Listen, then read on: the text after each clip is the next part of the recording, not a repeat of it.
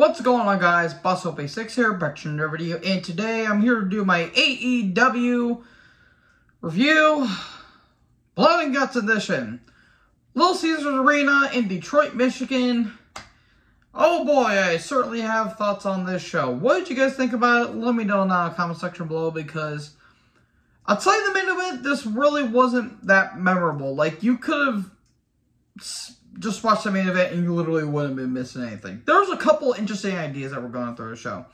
So we have a card rundown, and we have Excalibur, Taz, and Tony Schiavone on commentary. JR would join for the main event, which is good. I think they are giving JR some time off, which I think is good because he's been through a lot. He doesn't need to be on every call every match. So I'm glad they're giving him a little bit of time off and, save him for the big matches, which is really good. So anyways, we get a card rundown, and then we get All Ego Ethan Page versus Orange Cassidy. Cassidy's got new gimmick, he's got new, a new theme. It's a theme they used when he was in the Indies. Okay, well, Lambert says he wants the best friends ejected from ringside. He's got a thing of orange juice. Don't worry, that's not going to play into the match later on. Okay, so best friends get tossed out. Okay. Look, again, I've already made my thoughts about Orange Cassidy. I think the gimmick has gotten really stale, and Ethan can work. He just isn't really that interesting, and Dan Lambert does his typical shtick. Towards the end of the match, Cassidy drinks some orange juice, orange punch twice to Page, and he spits orange juice in Lambert's face, slam, and Cassidy wins. Okay, cool. Tony Schiavone is on the stage, and here comes Christian Cage, and he talks about Jungle Boy's family, and he mentions how he's wanting to hook up with Jungle Boy's mom, which, okay, interesting. And he says that Detroit is lucky, that they're lucky to be by Canada, which I thought was kind of funny.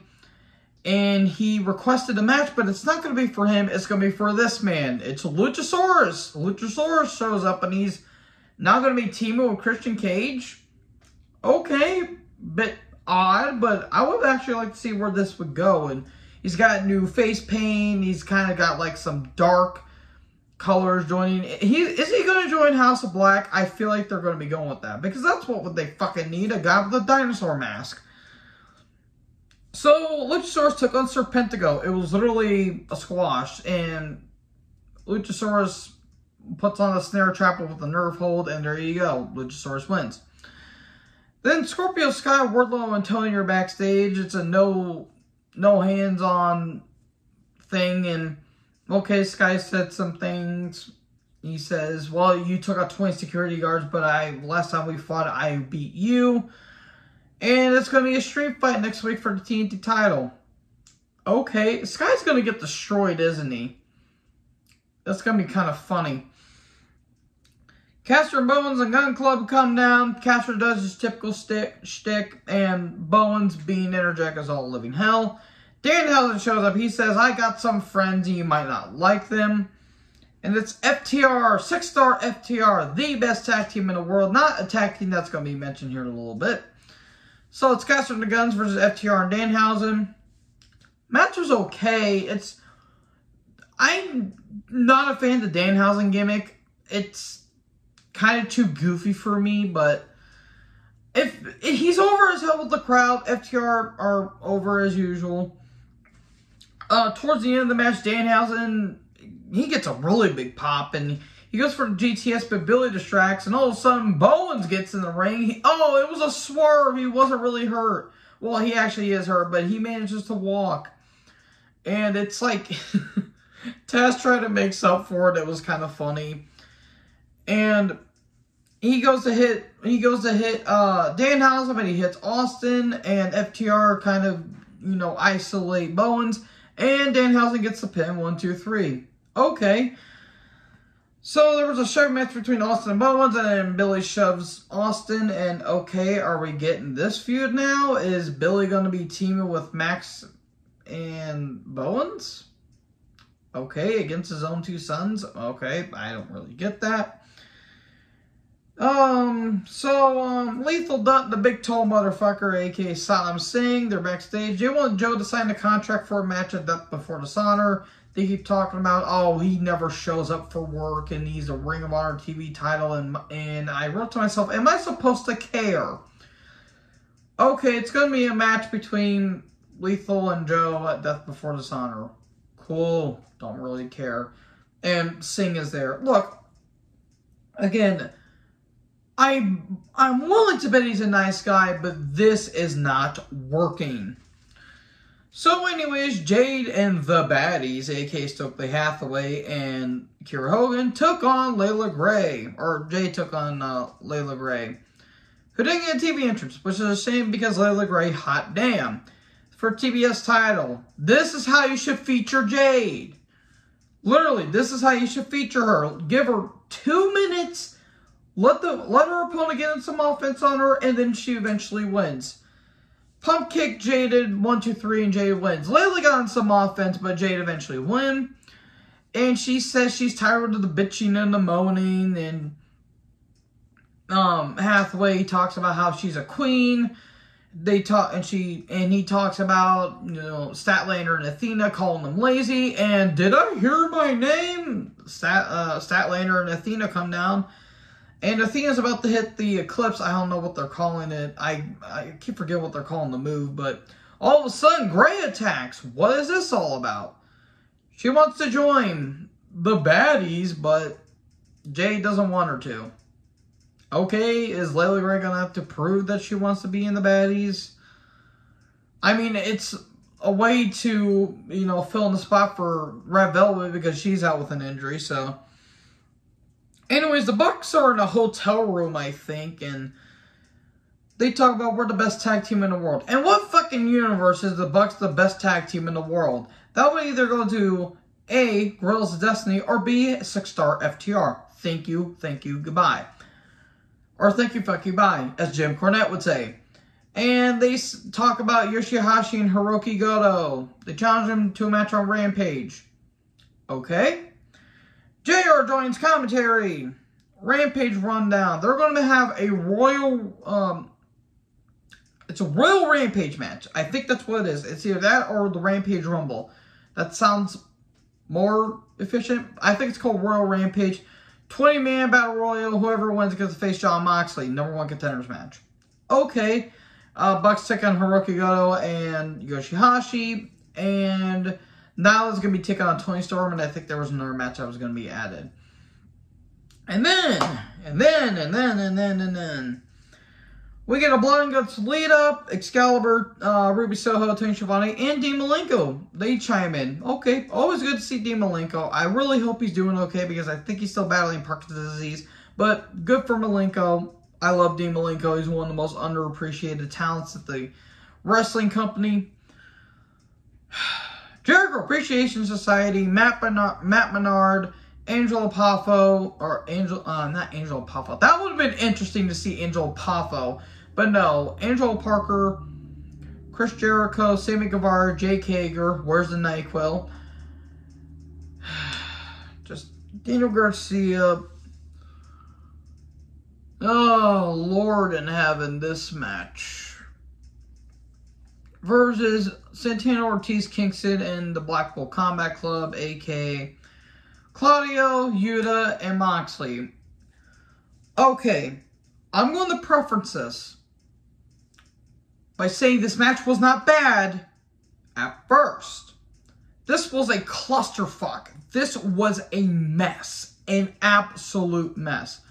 What in the Devo fuck was Jericho Appreciation Society wearing? They literally looked like Devo. And if you guys don't know Devo, you do not know your rock bands. What in the hell was that? And just...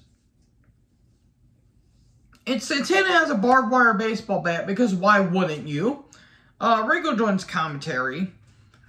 Again, this match did not start off bad. I actually really enjoyed this match. But this match went on for a while. This thing was almost an hour. So Claudio and Sammy start off. It wasn't bad. It's just Sammy almost botched literally 2 seconds into the match. There was, Claudio went to go ahead and uppercut, but got turned into a cutter. That was some pretty cool stuff. And then a swing on Sammy. And then Garcia enters. He looks like the lost member of Los Matadores is what I would put down because of that do-rag he was wearing. Seriously, what the hell was that? There was a double suplex by Claudio. Here comes Yuta. Yuta enters in. He's a house of fire. He does his offense. And then here comes Jake Hager. Where's the NyQuil is what I put down. And then Claudio and Hager are staring down. The real Americans explode. We the people chants. Moxley enters. He grabs a chair because why wouldn't you? Chair shot to Hager. That looked pretty bad, but at the same time, Hager really doesn't have any brain cells, so what do you know? Bulldog on the chair to Hager by Claudio, then a drop to hold to Sammy, and then Moxley has a fork, and oh dear, it only goes downhill from here. Why? Okay, I'm sorry. Why the fuck do you need a fork in a wrestling match? Seriously, it was stupid when Abdullah the Butcher did it. It was dumb when Homicide was starting to do it. It was dumb when Kingston and Santana Ortiz were doing it. Why are forks still allowed in a wrestling match? It's fucking dumb. Just unnecessary. And Garcia was gushing buckets. It was bad. He got cut pretty bad. Anyways, let's see. Parker enters. I think he botched a spot near the post, and you fucked up chant. Gut wrench on Parker. There was chair usage by Claudio. Ortiz enters. Moxley introduces Glass, because why wouldn't you? That's going to be a theme throughout this entire match. Pile driver to Parker on Glass, and then Parker gets busted open. And then Menard with the chair enters. Moxley's bleeding because his bandage got opened. Table's brought in by Santana. Santana enters with the bat. Parker's get busted open. Uppercut to Sammy. Then Menard gets the bat on Santana, the barbed wire bat. And then a fork to Menard, and then Moxley starts using those skewer sticks or whatever the hell that they called. It was big in Japan. Okay, what the hell? What was this? This is stupid. And then a low blow to Moxley. Then Jericho enters with Floyd, the bat. And then move spams, because why wouldn't you? And then eventually a code breaker on Claudio. And then here comes Eddie. He brings in with the kendo stick. And Eddie's got some rubbing oil or something like that. Table gets set up in the middle. Doomsday on Garcia. Hager goes through the table. That looked pretty stiff. Ouch. That looked like that hurt. Then thumbtacks get introduced. And then at this point I was questioning why I was watching this match. Then Tex get introduced, because why the fuck not is what I put down. X-Plex on the tax. Garcia was hanging upside down on the truss. It looked like something out of Hostel. Literally, I was seeing posts on Twitter. I thought it was hilarious. And then the mat gets... the boards get exposed. They eventually didn't play anything, so that was kind of useless. And then a DDT on the tax to Moxley. Then a Walls of Jericho on the tax. This is really, really bad. Fire extinguisher. Ty Conte gets the key, but Ruby Soho comes out because she's somewhat friends with the Blackpool Combat Club and all that stuff. Then Jericho and Kingston get on the top, and then the backhand by Eddie. That Sammy gets on top. Gets to the top. Low blow to Sammy. Sammy gets thrown all the way off the top through the tables. Okay, it looked better than what last year that happened to Jericho. Then the walls on Kingston. Claudio gets to the top. He does a swing to Jericho. That would have been terrifying if I was Jericho. Menard climbs up top, but a stretch lock on Jericho, and then a sharpshooter on Menard. Who's going to tap out? Kingston's wanting to tap out Jericho, but it was Menard that taps out, and Kingston looked pissed. there you go. Santana got taken out, I think, because it was either a botch or something happened, but he blew his knee out. And yeah, Santana did not look good. He got taken out. I think he got helped up through the ramp. I hope he's okay because that looked bad. And I think Kingston hurt his back during this match, which, yeah. I also hope Moxley's okay because that concussion looked pretty bad. Kingston's pissed. He looks distraught. He wanted to beat Jericho, even though the whole feud started because Jericho got beat by Kingston at Revolution. I get it, your ultimate revenge is to get your hands on Jericho, but the continuity makes no sense if you're asking me.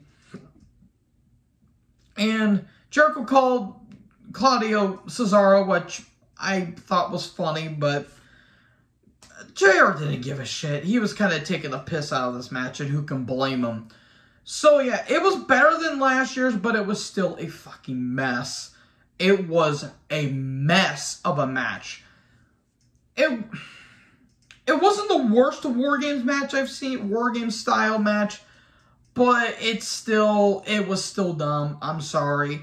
It wasn't bad at first, but then the weapons were getting really overused. The thumbtacks were unnecessary, so was the glass. It just felt like kind of a death match in some ways, and yeah, I have to knock it for that. So, yeah, I'm probably going to be watching Rampage and probably watching SmackDown. I might do my Money in the Bank predictions, hopefully, maybe after SmackDown, but we'll have to see, because I'm going to be attending my uncle's wedding on Saturday, so yeah, I'm going to be busy bee, so let me know down in the comment section below what you guys thought about this Rampage. Make sure you guys like, comment, subscribe, and make sure to tap the bell for more notifications. Join the herd. I'll talk to you guys next video. Peace out.